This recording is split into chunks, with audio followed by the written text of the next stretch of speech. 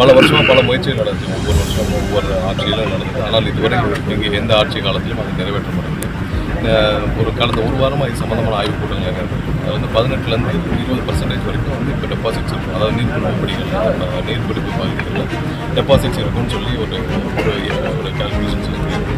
தென் தமிழகத்தில் ஒரு பெரும்பாலான மாவட்டங்கள் இங்கேருந்து நீங்கள் ராமநாதபுரம் வரைக்கும் அனைத்து மாவட்டங்களுக்கும் ஒரே பெரிய ஆதாரம் வந்து வகையான இதில் உருவாக்கப்படும். இதில் உள்ள எல்லா கால்வாய்களுக்கும் போய் சேரும் அளவுக்கு நிறைய நீர்களை தேக்கம். அதுக்கான முதல்கட்ட ஆய்வுகள் இருக்குது.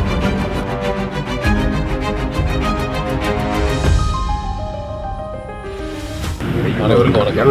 அதாவது வைகை ஆறு உங்கள் எல்லாரும் தெரியும், 70 வருஷத்துக்கு மேலே கட்டப்பட்டதுலேருந்து தூர்வாரப்படுறது நிறைய இடத்துல டெபாசிட்ஸ் அதிகமாக இருக்குது, மணல்கள் குவியல்கள் அதிகமாக இருக்குன்னு சொல்லிட்டு பல வருஷமாக பல முயற்சிகள் நடந்துச்சு. ஒவ்வொரு வருஷம் ஒவ்வொரு ஆட்சியிலும் நடந்தது. ஆனால் இதுவரை இங்கே எந்த ஆட்சி காலத்திலும் அது நிறைவேற்றப்படவில்லை.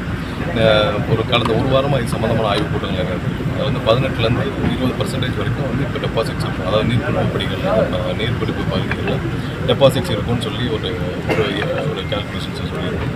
ஸோ அதில் உடனே வந்து தூர்வார பணியில் இப்போ வரைக்கும் ஆய்வுகள் நடந்துட்டு இருக்கு.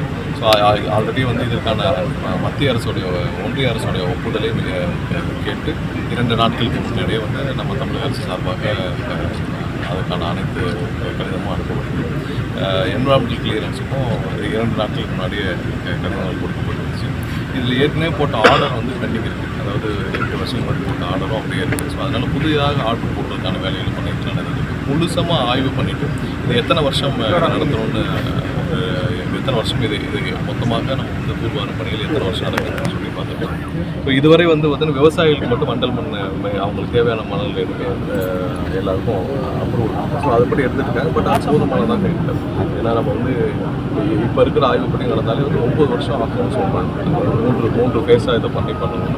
பட் அதற்கு முன்னாடியே விரைவாக முடிக்கும் பணிகளில் திட்டமிட சொல்லியிருக்கோம். ஏன்னா எவ்வளோ தூரம் இதை விரைவாக முடித்து இது உடனே வந்து இங்கே இருக்கிற மணல் திட்டங்களை எல்லாம் அகற்றி தூர்வார பணிகளை உடனே முடிக்கிறதுக்கு எவ்வளோ துரிதமாக முடிக்க வேண்டும் சொல்லி திட்டமிட பணிகள் நடத்திருக்கு. அதனால் விரைவில் ஒன்றிய அரசுடைய அப்ரூவல் கிடச்சி முடித்த பிறகு நம்மளுடைய என்விரான்மெண்டல் கிளியரன்ஸ் வந்து 1 மாதத்தில் முடிக்கிறதுக்கான பணிகளை தீவிரமாக முதல்வர்கள் உத்தரவிட்டிருக்காங்க.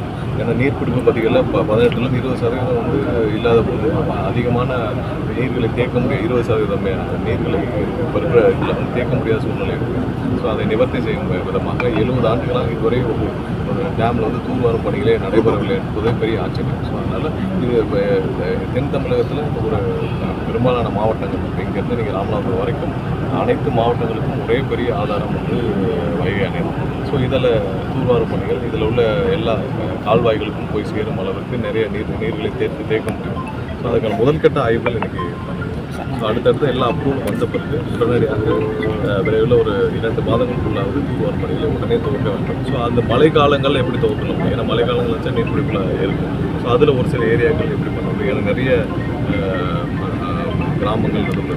ஸோ அதை எப்படி வந்து இந்த மணல்களை வெளியேற்ற வேண்டும் என்ற திட்டமிடலும் பண்ண சொல்லியிருக்கோம். ஸோ விரைவாக முழு அளவில் திட்ட வடிவம் ஏற்பட்ட பிறகு இதை அனௌன்ஸ் பண்ணுவோம். ஆனால் இப்போ வந்து ஏற்கனவே வந்து 4000 பேர்கிட்ட வரைக்கும் வந்து விவசாயிகள் பதிவு பண்ணியிருக்காங்க. இந்த அண்டல் மண்ணை எடுத்துகிட்டு போகிறதுக்காக பதிவு பண்ணாங்க. அதுக்கான வந்து அனுமதியும் கொடுத்துட்டாங்க.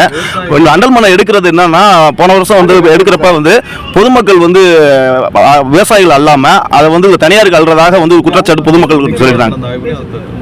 விவசாயிகள் எப்பொழுதும் அவங்க வந்து சரி எந்த பிரச்சனையும் கிடையாது. எல்லாரும் எப்போ வேணாலும் இலவசமாக எடுத்துக்கலாம். அவங்களுக்கு அனுமதி இருக்குது. மண்டல் மண் எடுத்துக்கொள்ள அனுமதிக்கு எப்போ வேணாலும் வந்து எடுத்துக்கலாம். அதுக்கான